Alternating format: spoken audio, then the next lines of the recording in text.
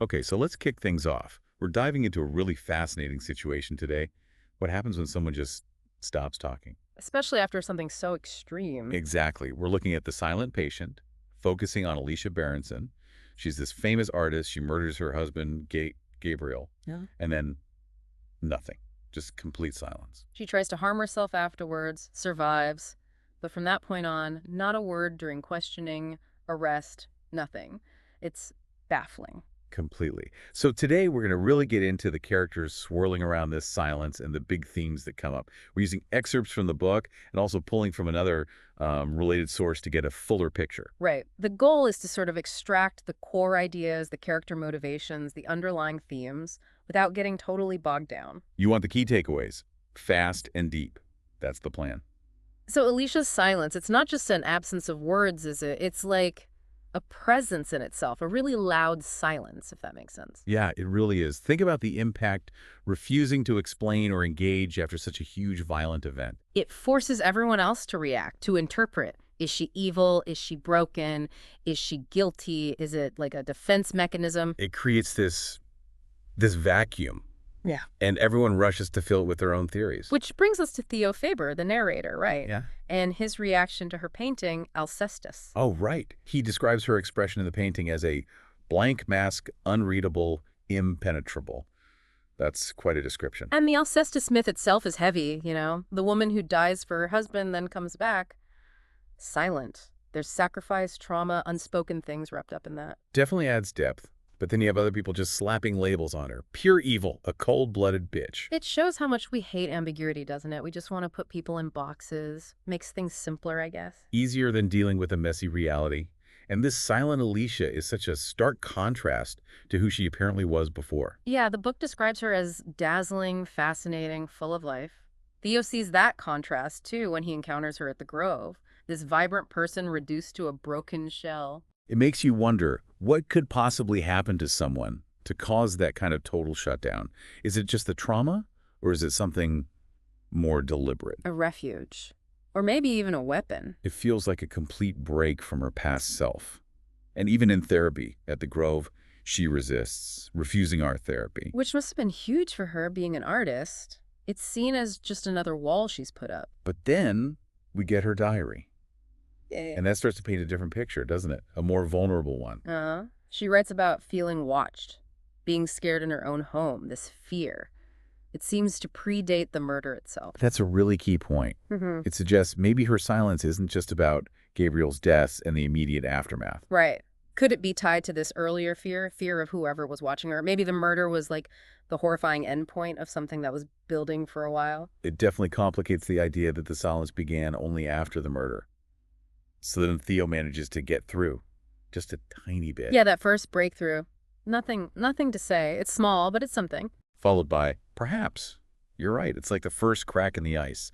A hint that maybe, just maybe, she can be reached. And when she does start talking about the attack, wow, the details are so specific. Being tied up, the heat, that buzzing fly. It makes it feel incredibly real, visceral.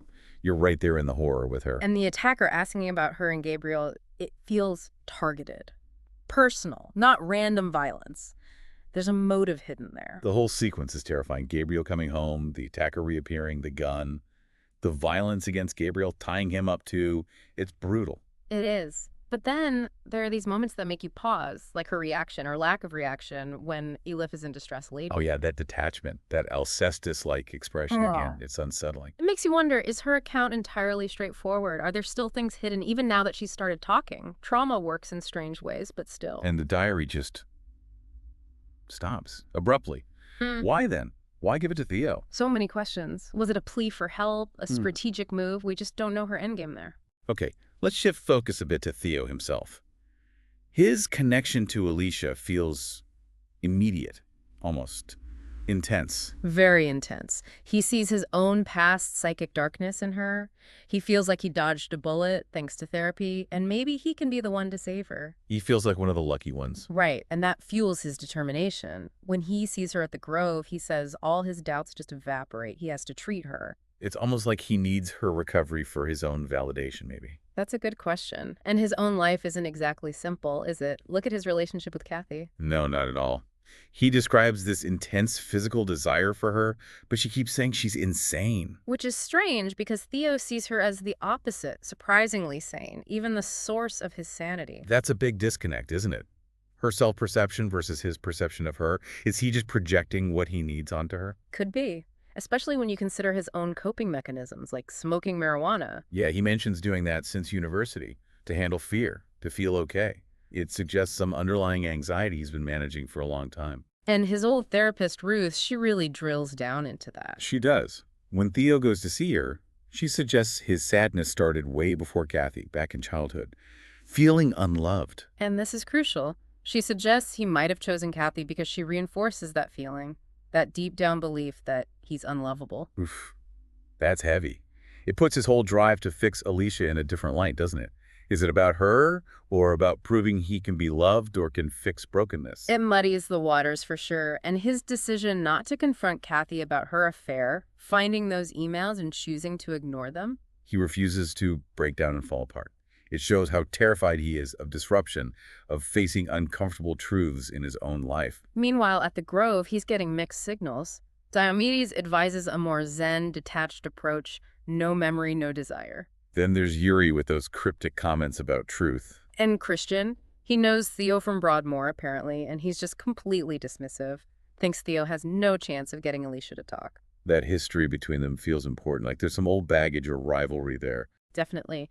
And Theo, ignoring advice, going behind backs to talk to Alicia's cousin Paul, and the neighbor, Barbie. That shows how driven he is, maybe even reckless. He's crossing professional lines. It feels almost obsessive. And it parallels his personal life, right? Finding out about Kathy, tracking her, that jealousy and suspicion. Yeah, it all seems intertwined. His need to uncover Alicia's secrets and his paranoia about Kathy's. Then Barbie tells him Alicia was scared before the murder, crying, talking about a man watching her. Which must feel like validation for Theo, but it also seems to ramp up his own paranoia. He feels watched leaving Barbie's place. It's like he's getting drawn into the same fear that maybe consumed Alicia. And while he shows concern for Elif when she overdoses, the big turning point for him seems to be reading that diary entry about Christian. Realizing Christian knew him from Broadmoor. Suddenly, Christian's skepticism makes a different kind of sense. Right. Anger, but also understanding. Maybe Christian wanted Alicia to stay silent for his own reasons, tied to their shared past. Which leads to Theo playing his own games. Pretending with Kathy, acting affectionate while knowing about the affair. He's becoming deceptive himself. Absolutely.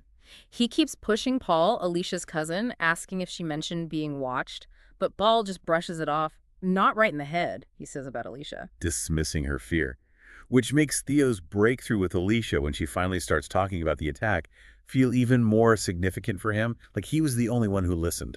But Diomedes clocks Theo's anxiety, doesn't he? He makes that comment about how a trainee therapist should be anxious, otherwise they'll be sick. It highlights that fine line, doesn't it, between necessary empathy and getting too personally involved, letting your own stuff bleed into the therapy. Totally. Then Indira leaves, and Theo realizes the diary was the key all along. Her words finally unlocked. But the ending, the inspector showing up at Theo's flat, that changes everything. Yeah, the inspector putting it together Theo wasn't just randomly in the neighborhood near Kathy's lover's place that night. Suddenly, Theo looks less like the determined therapist and more like a suspect. A huge cliffhanger. Let's quickly touch on the other players. Gabriel is mostly seen through Alicia's eyes, loving husband, tragic victim. And Ruth, the therapist, she's like the voice of psychological insight for Theo, pointing out those patterns about feeling unloved and his relationship choices. Kathy remains tricky, says she's nuts, seems okay as his secret affair. You never quite know where you stand with her. Diomedes represents that calm, professional distance. Yuri's the cryptic observer. Christian is the antagonist, tangled up with Theo's past. Indira seems like a calming presence at the Grove. Elif's struggles really show the intensity of the patient experience there. Max, Gabriel's brother, gives a little family background, and that hint about the gallerist, Jean-Felix. Paul, the cousin, is dismissive of Alicia's fears. Barbie, the neighbor, is the opposite. She confirms Alicia was distressed. And the inspector, well, he turns the whole investigation on its head right at the end. So pulling it all together, the themes are pretty stark, aren't they? Silence and communication obviously are huge. Definitely. Alicia's silence, the secrets between Theo and Kathy, what's not said, is often more powerful than what is. And the whole idea of madness versus sanity, it's all blurred lines. Alicia's state, Theo's history, Kathy's self-description. The psychiatric setting itself forces you to question those labels. Love and betrayal, too. Theo and Kathy are a prime example. And that deeper theme, Ruth brings up Theo's feeling of being unloved, driving his actions. Then there's truth and deception. Everyone seems to be hiding something. Theo's searching for Alicia's truth while spinning his own web of lies. Who do you even believe? It makes you question everything, and the therapy process itself is under the microscope. Different methods, the therapist's own baggage affecting the work. Theo's anxiety, his identification with Alicia. Yeah, is he helping or is he projecting? And finally, fear and paranoia. Alicia's fear of being watched, which then seems to infect Theo too. So, looking at these pieces we've discussed, it's really a deep dive into damaged people, secrets, and the fallout from violence. It masterfully plays with our perceptions of guilt, trauma, and sanity. Absolutely. The excerpts paint a really complex psychological picture, full of tension and unanswered questions about all these characters. Okay, we've covered a lot of ground here. As a final thought for everyone listening, think about this. In this maze of secrets and potentially unreliable narrators, whose story feels most convincing to you? Is it Alicia's fragmented account? Theo's driven narrative? Someone else's brief insight? And can silence ultimately ever truly hide the whole truth? Something to chew on. Definitely a lot to think about. Thanks for diving deep into these characters and themes with us today.